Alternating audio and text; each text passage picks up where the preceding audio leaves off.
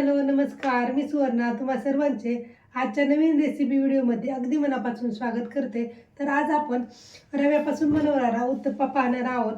तर रव्यापासून कशा प्रकारे उत्तप्पा बनवायचा आणि त्यासाठी काय काय साहित्य लागणार आहे हे सर्व मी या व्हिडिओमध्ये तुम्हाला सर्वांना सांगणार आहे. त्यासाठी व्हिडिओ शेवटपर्यंत पहा आणि आपल्या चॅनलला लाईक करा, शेअर करा आणि सबस्क्राईब करा.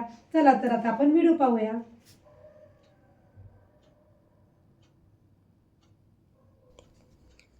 इथे मी एक वाटी स्वच्छ असा रवा घेतलेला आहे आणि तो रवा मी मिक्सरच्या भांड्यामधून बारीक करून घेणार आहे. इथे मी एक मिक्सरचं भांडं घेतलेलं आहे, त्यामधून रवा बारीक करून घेत आहे.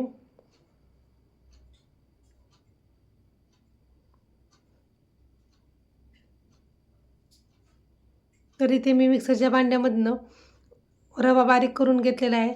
अशा प्रकारे मी इथे रवा बारीक करून घेतल्यानंतर त्यामध्ये मी अर्धी वाटी दही टाकून घेणार आहे. दह्यामुळे आपला रवा खूप पौष्टिक होतो. तर आता मी त्यामध्ये दही टाकून घेत आहे.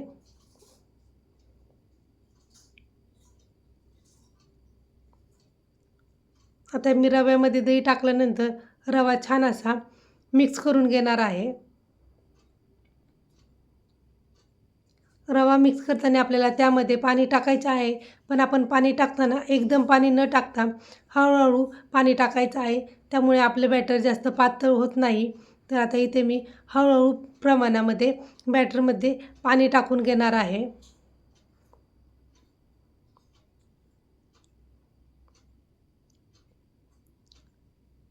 आता मी बॅटरमध्ये पाणी टाकल्यानंतर ते छान असं मिक्स झालेलं आहे.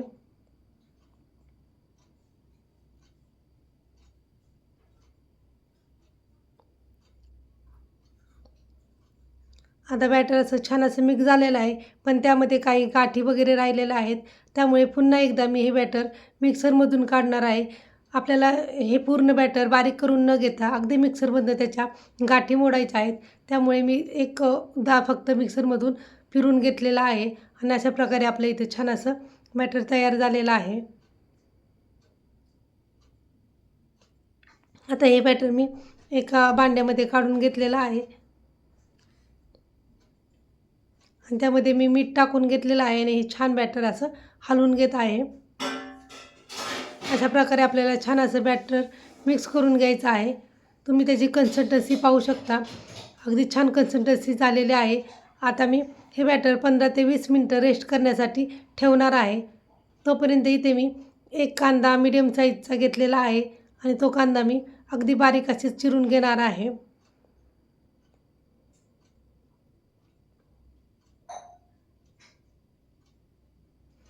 त्यानंतर इथे मी एक गाजर घेतलेला आहे.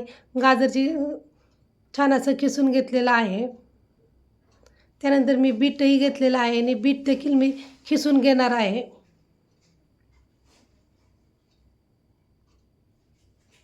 त्यानंतर एक मी शिमला मिरची घेतलेली आहे आणि शिमला मिरची देखील अगदी बारीक खिसून कट करून घेतलेल्या आहे. आता सर्व भाज्या मी कट केलेल्या आहेत. आता मी गॅसवरती तवा ठेवलेला आहे आणि तव्यावरती अगदी अर्धा चमचा तूप टाकलेला आहे आणि त्यावरती मी पाणी शिंपडून घेणार आहे.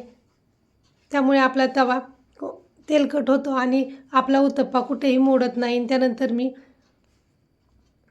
तवा पुसून घेणार आहे. इथे मी टिश्यू पेपरच्या साहाय्याने तवा पुसून घेतलेला आहे. आता मी उत्तप्प्याचं बॅटर तव्यावरती टाकून घेणार आहे आणि अशा प्रकारे मी गोल हाताने फिरून उत्तप्पा इथे तयार करून घेतलेला आहे.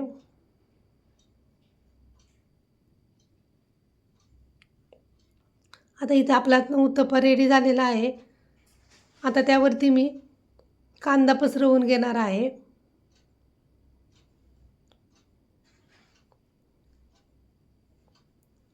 कांदा पसरवल्यानंतर त्यावरती मी गाजर देखील पसरवून घेणार आहे आणि इथे मी बीट देखील पसरवून घेतले आहे. त्यानंतर मी इथे शिमला मिरची देखील पसरवून घेतलेली आहे. अशा प्रकारे आपला कलरफुल असा इथे उत्तप्पा तयार झालेला आहे.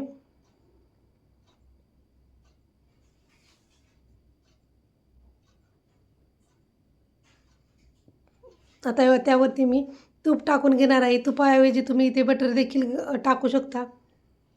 तर इथे मी तूप टाकून घेतलेलं आहे आणि आता रवा मी पलटी करून घेणार आहे.